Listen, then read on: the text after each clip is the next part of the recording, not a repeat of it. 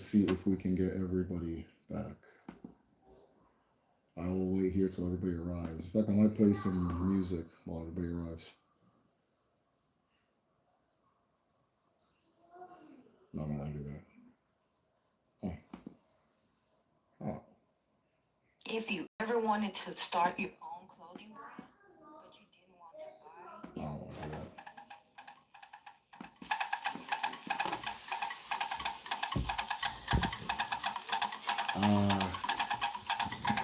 In 1930, Yeah, I'm alive, John. What's going on? I don't know how to get everybody back. Records of life in Igbo land. We in this bitch. We in this bitch for reals. We in this bitch for real. Somebody says, "Hey, it's Drew." Let me not say people's real names. Hey, it's JWLZ2307. What's going on? Ndewo, everybody. Ndewo. All right. Thank you guys for being here. Thank you guys for being here. So we were live earlier. I was trying to be outdoorsy. I had every technical issue in the world. And then I came in here and everything just kind of calmed down. So I was not in the best mood earlier, so I'm feeling a lot better now. Do, Julia, it's fine. Okay, cool. Okay, no problem. Don't want to out nobody, right? So I'll do my. All right, let us go ahead and begin. So I don't know where we last left off, but my live went off, and so this is us coming back. I had a dream about Amosu, and also a person in the dream said it's not necessarily a bad thing.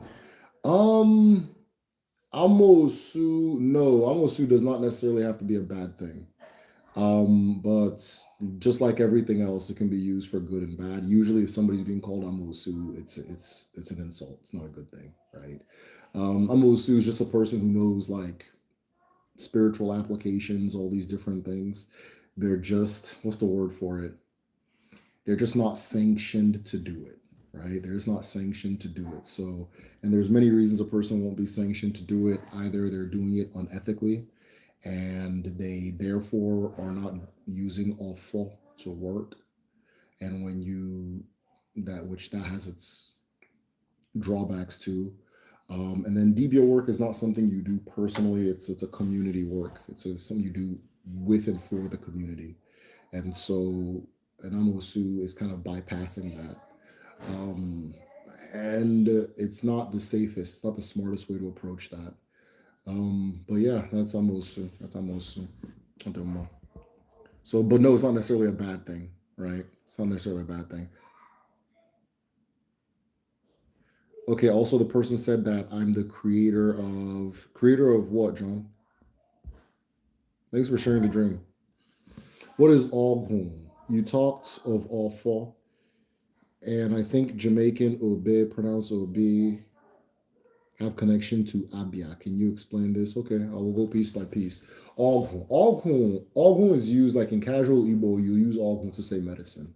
But Oghun is actually any application of human intellect to create an effect or to solve a problem. That's the best way to define Oghun, right? Any application of human intellect, ako, to create an effect or to solve a problem. So music can be all, food can be all, music can be all, right? All of these things are all. All is just something you use your mind to create to do something, right? But all is often used to say medicine, right? Is used to say healing, right? So if you hear the word all, 9 out of 10 times is being used in that context. Okay. Um, with Igbo words, there's always the casual meaning, and then if you want to go super, depending how deep you want to get, that word can go even deeper than it is on face value. So that's Ogun. Ogun's medicine, right? Ogun is healing. Ogun is also the name. The name Ogun is actually one of the names of an Abara known as Arobinago.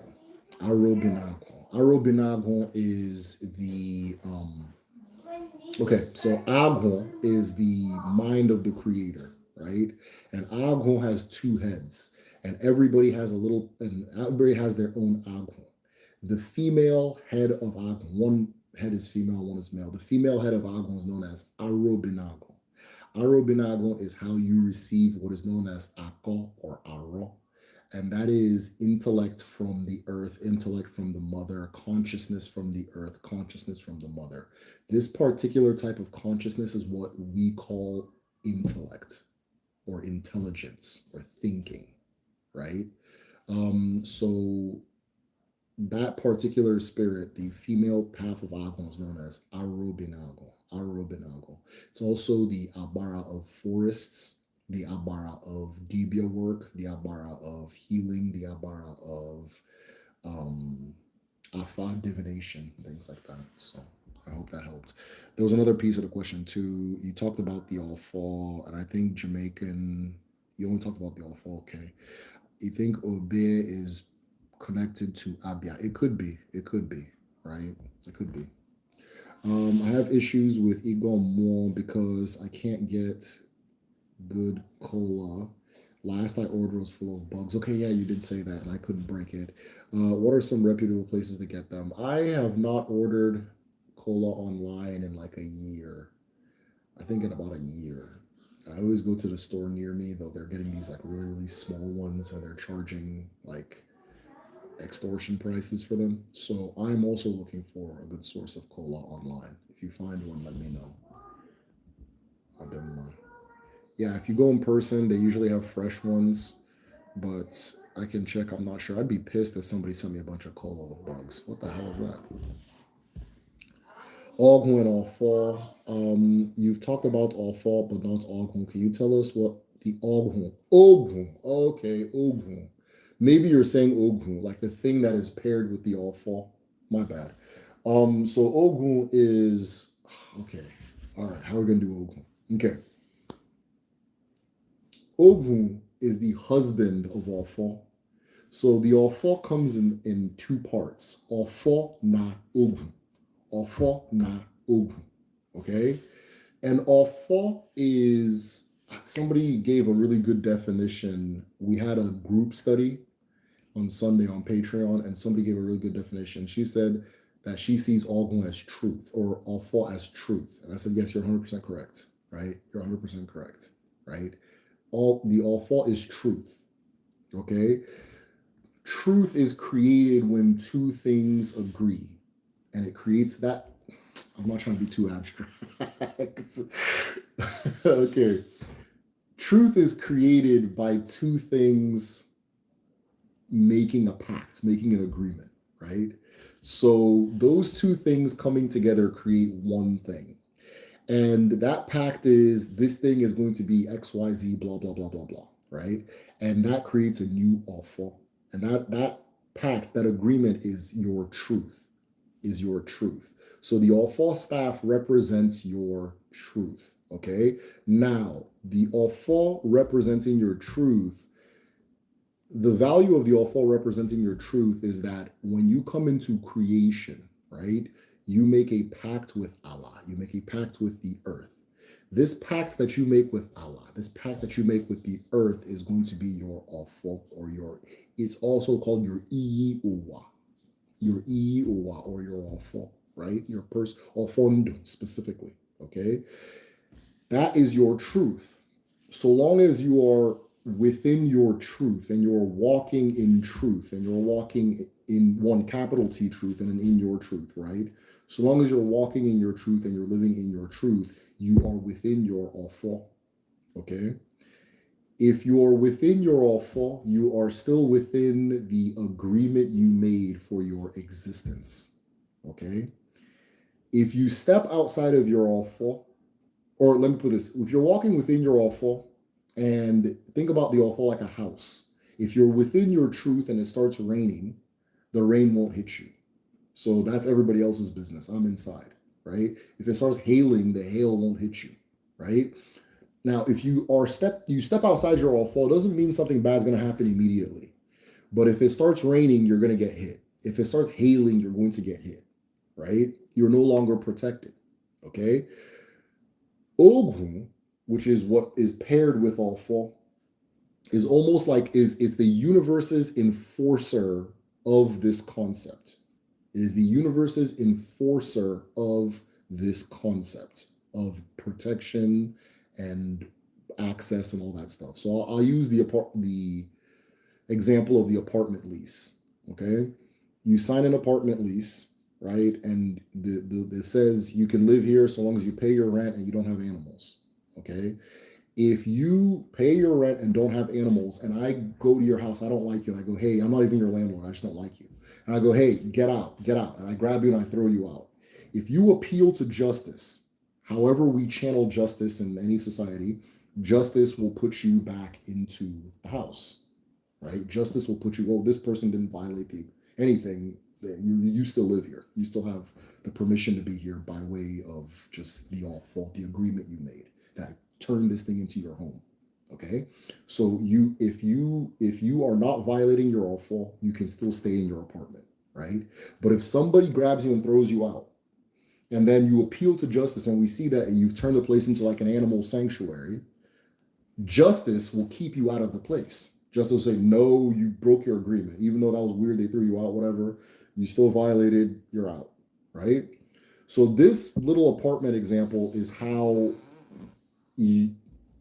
life kind of works as far as Ofo and Ogun.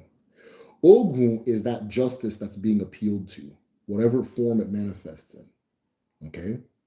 If you violate your Ofo, Ogun takes you away from your anointing as a person, right? If you are within your Ofo, Ogun assures that you are protected within it.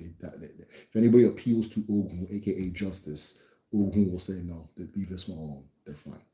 This is why a lot of Odinani people are not afraid of things like curses and juju and all this stuff, right? Usually, if you go home, the people that are afraid of these things are usually people from church. Because we understand that if you're within your awful, nobody can do anything to you. You're fine. Nothing can happen, right? And the challenge is to then stay within your awful, right? If you're within your awful, Ogun protects you. You're protected by Ogun, right? That kind of thing. So yeah.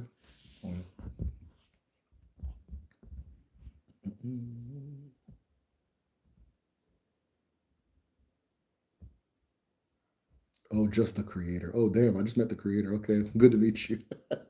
Oh, never mind. But it's not wrong either, right? That dream is saying something real. How do you learn about the nature of your all fall? My best answer for that is just a trial and error of life. The trial and error of life. So there's this I actually want this to be my next video. My next video is probably going to be how to perform igolfo. Igolfo, right? Igolfo is receiving the awful, right? Receiving the awful. And what igolfo is, you lie your awful down and you perform iwaji, the same kind of prayer, ancestral prayer situation. But instead of saying this Alji is dedicated to this and dedicated to that, what you do is you do negative affirmation. So you say, I have not stolen, I have not killed, I have not harmed anybody, I have not used what was gifted to me to take from another person, I have not kept an enemy in my heart. You just list all these things. You are not limited to how many things you can list, and there's no real instructions and say this, say this, say this, say this, say this, right? You are just saying all the things you know that are wrong that you have not committed to. Okay. I don't think the purpose is to just know what your rules are, but you have a general sense of what's right and wrong. And the way you do ego all fall is you let the all fall know that you're still worthy of holding the all fall because you have just abstained from violations as a whole. Okay? You have abstained from violations as a whole. So long as you've abstained from violations as a whole, you're still worthy of holding your all fall. So long as you've abstained from evil as a whole, you're still worthy of holding your all fall, right? So knowing your rules comes with the trial and error of life. But even before you know your rules, it's when you perform ego all fall, you just list whatever you know that is bad that you have stayed away from. All right. Now, if there is some stuff that you haven't stayed away from and you know in your heart it's wrong, don't perform ego all fall. Please don't do that. Right? Don't do that. Because I've seen some things in my life that surpass my scale of belief, and the power of the all fall is one of them. All right. I've seen some things that like even though I saw it happen with my own two eyes, I don't believe it. And many of those things pertain to the power of the all fall. So if you know your hands are not clean, don't do that, right? That kind of thing. But yeah, it's basically, don't go against yourself, don't go against your values, don't go against what you have declared or understand to be right and wrong, and you should be fine, right? Not doing more. But the trial and error of life. So you can learn the nature of your own personal fall through the trial and error of life. There are some people who um, there are some people who steal and they're perfectly fine. Nothing happens to them. In fact, they love it. It feels good, right? But then there are some people who steal and they start having nightmares and getting paranoid and panicky, and it's a horrible feeling for them. That tells that person, this is not me. This is not for me. This is not this goes against my awful, right? There are some people who will get into an argument and they feel great, right? Other people get into an argument, and even if they were right, they feel guilty for days and days and days, right? That's the trial and error of life teaching you what is for you and what's not for you. Then there are things that are just generally universal. So the all fall is an extension of Allah. So Allah has these very universal rules known as Iwu Allah, the laws of Allah. Everywhere in the world you go, Iwala is going to have three core things. One, no murder. Two, no incest. I can never say that word right. I always say incense. No incest. And two and three, no desecration of what belongs to spirit. Right? Those three things are usually universal. And then different towns will have different additions or different things like that, right? So, for example, where I'm from, killing a python is against everybody's awful, right? Because it belongs to all in him, so it's a spiritual thing, right? Pythons are spiritual where I'm from, right? They belong to spirit. Um, but even in the U.S., right? You kill a bald eagle, people get, they don't want to, you can't do that, right? So even though in America we don't have the words for it, somewhere deep in more, we know that certain lands have certain creatures that you just don't violate like that, right? I would say dogs and bald eagles, right? For America, dogs and bald. If you, it's our rule to kill a dog in America. I think so, right? But there's some places in the world where that's food, right? So, oh yeah. Or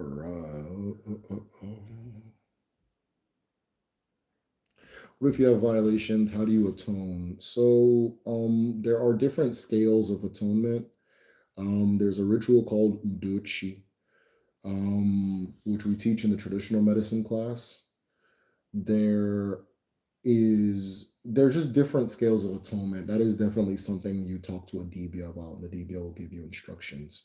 If it's like Aro, if it's like Arala, let me say that, like an abomination against Allah herself, then there's very specific atonement, and it's usually like a multiple person thing.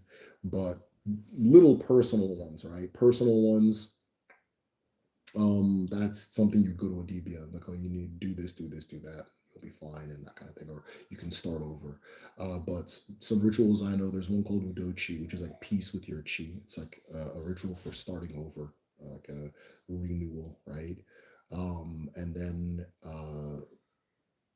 yeah, I'll stop at Udochi. I'll stop at Udochi. There are things you can also do with alligator pepper, but that's for like tiny. It's like that's for like if you've been hanging out with somebody that committed our, that's like you didn't really commit it, but like they're dirtying you up, right? So you clean yourself off with alligator pepper, right?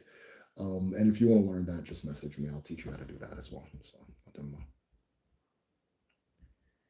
I get premonitions. Like I dream about the pandemic a year prior. Well, so John, check this out. I had a dream about the pandemic as well. I don't know if I can say that on YouTube. I know they're getting weird about it for a while. I had a dream about the pandemic as well, but it was during the pandemic. And the dream I had is I woke up and there was a lot of people in my living room, and I can see their more, and their more was very like faint. And then as I went outside, there was even more people, but their more was a lot more bright. And for some reason, I knew from that dream there's a connection between sunlight and the solution or like the medicine of this thing. Now, I don't know, I'm not a scientist, so don't, this is not medical advice, right? And I didn't look further into it, but that's just what I saw in the dream. So around that time, I made sure to spend time outside a lot. I made sure my kids were outside a lot. Um, or my kid, I think I had one son and my wife. I just made sure everybody was outside a lot. So we went to the park a lot during the pandemic. I watched Sopranos. We watched it as a family, sadly. My wife and I were both sick. And we couldn't turn it off because it was so good.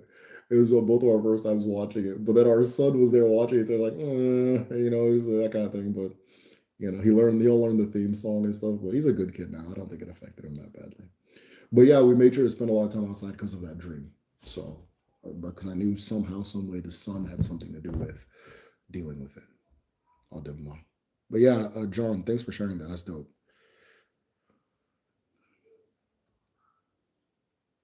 Yeah, yeah, yeah. When I get same, John, same. Yeah, yeah. When I get that good sleep, my dreams get wacky and I wake up feeling more refreshed. Yeah, yeah, 100%, 100%. I don't know if this happens to anybody else too, but like if I don't get good sleep, I have a weird feeling on the bottom of my feet. Does that happen to anybody else? I have this weird feeling at the bottom of my feet. It's like an unfulfilled feeling. And then when I finally get good sleep, the feeling goes away. The only ways that feeling can go away is if I get good sleep or if I like stretch like have a really satisfying stretch of my like feet. But I always get this feeling like if I don't have satisfying sleep, this little feeling in my anyway, just maybe it's just me, but I'd be having a little like useless superpowers. That's one of them. I can gauge how good my sleep is by the feeling at the bottom of my feet. So yeah, I had this dream. I shared it with my traditional medicine class, or I tend to share it with the traditional medicine class. And in this dream, this was one of the most eye-opening dreams I ever had. And it kind of explained to me what that foot feeling was. And in this dream, I fell asleep, but I was still like conscious while I was sleeping. And I was at that phase of sleep where the outside world was still affecting what was happening in my dreams. So I heard my wife like moving plates. I think she was washing plates or moving plates, but I heard like the sound of plates. And I knew that was actually happening in real life. This is during the day. And then I saw a little leopard in my room. It was like an adult leopard. There was a leopard in my room, was chained to the wall, and it was trying to be scary. But I knew I was creating the leopard, so I wasn't flinching. And I'm looking at it, and I'm just like, oh, this is crazy. And I was like, what if I meditated? So like I told you guys about my meditation technique. What if I meditated right now? What would happen?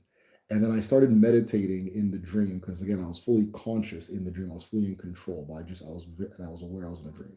And I start meditating and meditating, meditating. Next thing you know, I feel this rush of anxiety from like my feet all the way up to the top of my head. And it was intense. It was very strong. And it's that feeling you feel that usually wakes you up. Or at least for me, like if I have like a bad dream, it usually wakes me up. But I was like, let me just ride this out. Let me just ride this out. And I was sitting there meditating and it felt like it was radiating up and down my body, up and down my body, up and down my body. And then finally, I start feeling like my body was like egg yolk. Like that's the only way I can describe it. Like it felt like how egg yolk feels.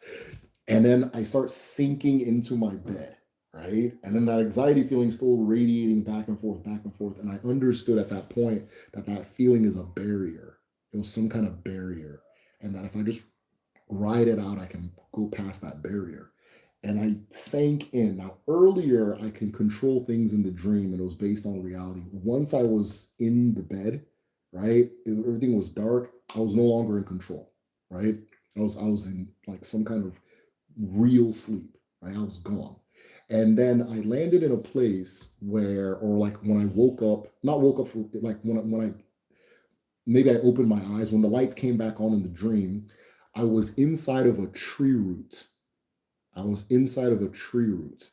And I was inside of some kind of room or ship that had the same kind of just winding nature of a tree root. And all over the walls were writing. And the writing looked like Tetris, like the game Tetris, the little figures, but in different patterns, right? And I'm walking and I don't want to have any thoughts or anything like that because I don't want to like embrace the moment so much that I wake up. And I'm just walking and walking and walking, and everything goes black.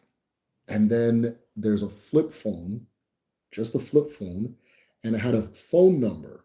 And the person was Flora, Flora, Flora, Ewe or Ewe, Ewe, and it was a California number. And I knew I wouldn't remember the full number. I'm like, okay, let me just remember the area code. Let me just remember the area code. And then I woke up, right? And I was very refreshed after. And I realized that that little anxiety thing, that if I don't ride it out, I wake up and I can still feel it in my feet. That's how I knew what that was. And I looked up who Flora Ewe was. I didn't find anybody. So Flora, if you're watching this video, I think I'm supposed to talk to you.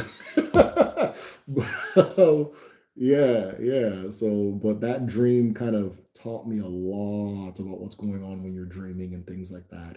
And that tree root place I was in, I think that was a real place, but I just don't know where it is. But that was a real place. I wasn't.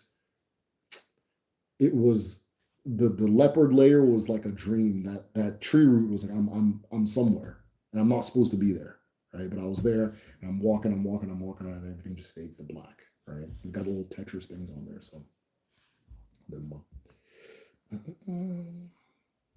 I've been having crazy dreams since taking a new sleep med. I don't know if it's related. I'm going to start journaling mine.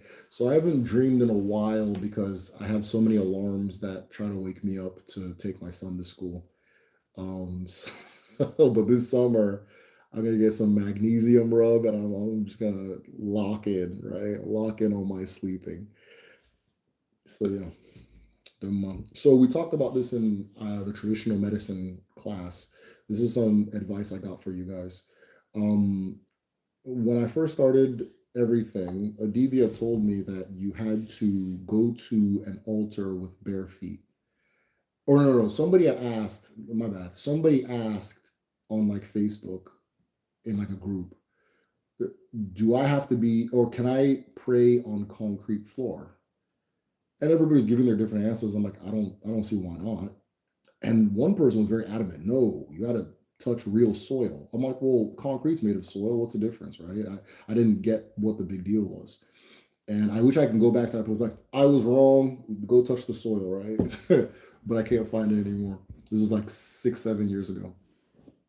And so I was talking to one of my teachers at the time, and he was like, no, the person is correct. Your feet should touch the soil. And I was like, why is that? He's like, that's just how you receive the message. I was like, huh, I didn't know that. And, not to get too like, I guess science brain, I don't know the word is for it. But later on, I learned, or let me do this. So my son would always wake up at 3 a.m. and he'd be lit, like he'd be awake, which would, throw off things for him. Or he would just, once he noticed we weren't on the bed with him, he'd wake, he still does it. But once he notices we're not on bed with him, he'll wake up and start looking for us. And of course, that was messing up through the day because then he'd be sleeping throughout the day. And so we got him like a baby magnesium rub for his feet, or a baby magnesium rub. And you rub it on his feet, and then he sleeps through the night and wakes up very refreshed. So I'm like, sure, I'm going to try this. And then I tried it on myself, and I slept through the night and woke up very refreshed. And I'm like, well, this is interesting.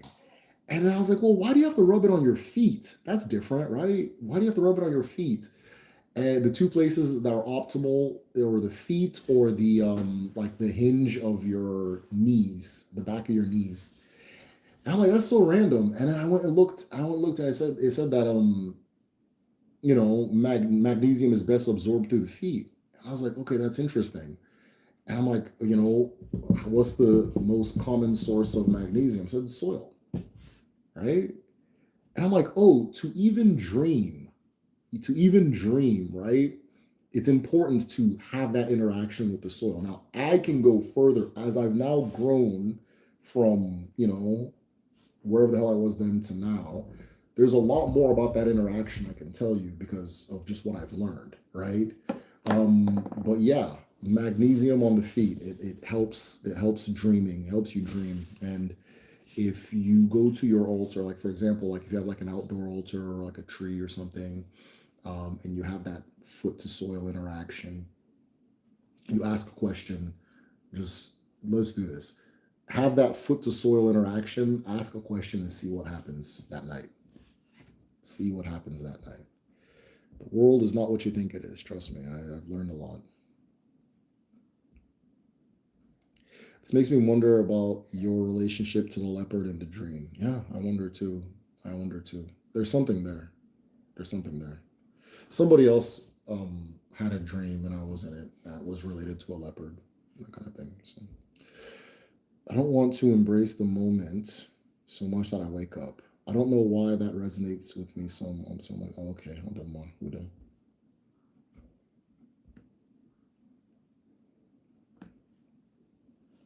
Is a spirit husband someone from the past life or simply a moi thing? It's always a moi thing. It's always a moi thing.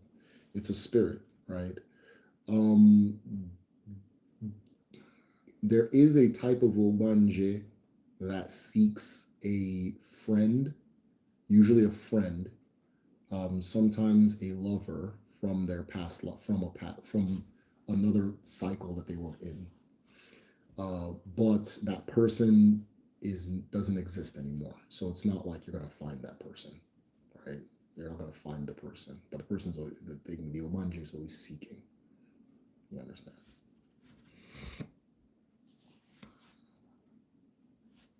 But no, spirit husband is a more thing.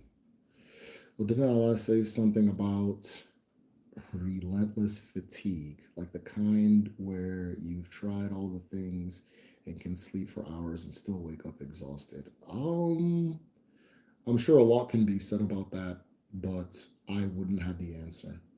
I don't have the answer. So that's strange though.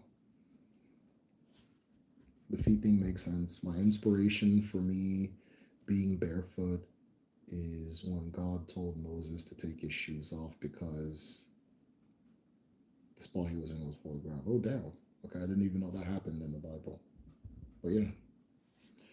Also, this makes me think remedy to the cold is onions on the feet. Interesting. I didn't know that. I didn't know that. Yeah, onions or potatoes. Okay, I didn't know that. That's dope. Certain points of the feet are associated with one's organs. You look related to my.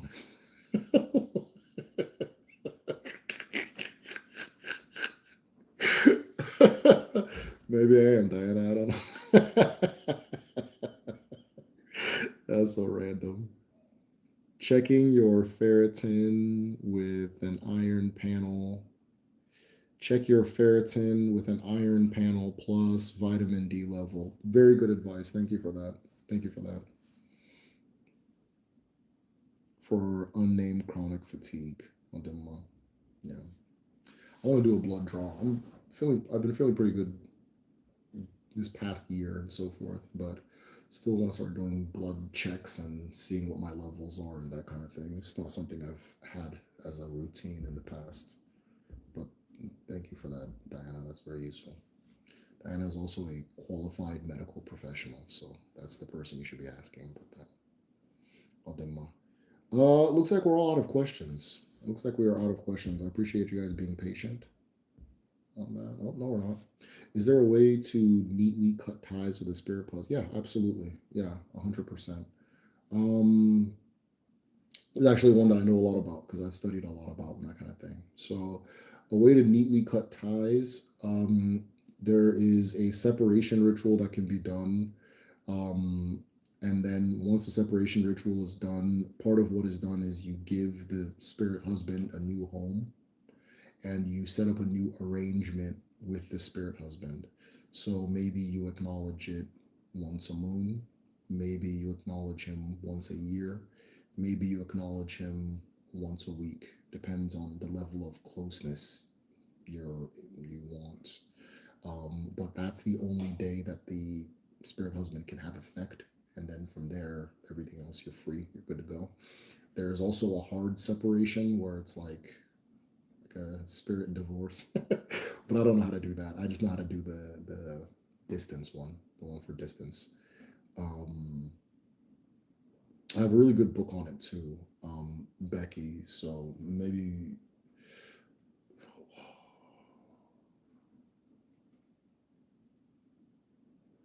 I can't think of the name. Message me on Patreon. I'll send you the title and the author for the book for the spirit husband thing. So I'll do them.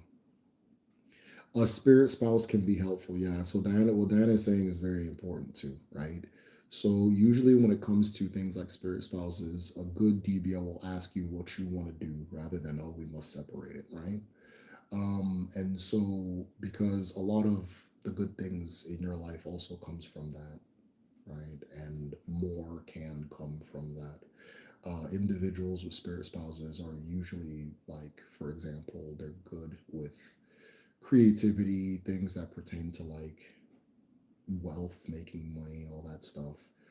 But then there are challenges that come with it too. So it depends what you want as a person, right? If you, it's hard to have your standard like, husband, wife, kids situation if you have a spirit spouse. That's unregulated if it's just wilding out, right? If it's just doing whatever it wants. But if you're not interested in that, and then it's you're fine, right? Then actually have multiple pounds. All good. I've had excuse excess for a while. Come back on routine. I don't want to hear this. I think it may be spiritual. Yeah, no, that's really interesting. It's really interesting.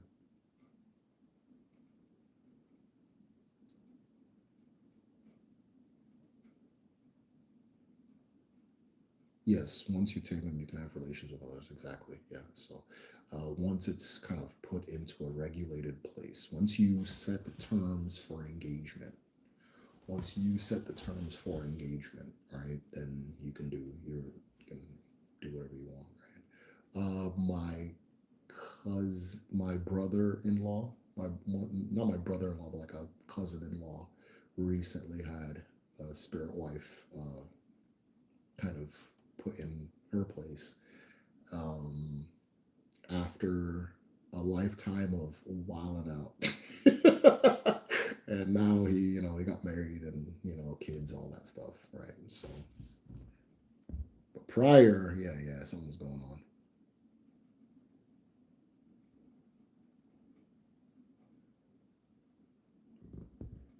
Why is YouTube blocking this comment? Do I want to see what another moderator handle this? Okay, cool. Thank you so much for both. Okay, cool. Done. Yeah, Jashika. All Demma. It's all good. Y'all, the questions are coming slow. What's going on? Okay. I have a new video up. It is on the comparison between Akom, which is Akan spirituality, and Odinala, which is Igbo spirituality. So highly advise you go check it out. Um, and then whatever video you guys want to see next, comment under that video, and then I'll start working on that. Yeah, that should be it. What's going on here?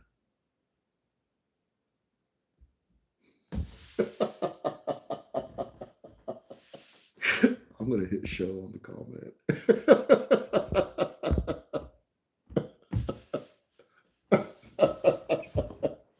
Yeah, Diana, you are correct. Oh, shit. My love life has been affected by them, so I know it needs to at least be acknowledged. Yeah, acknowledge and then some type of terms of engagement set, right? I'll give you your day. I'll give you whatever, some kind of engagement terms. Right?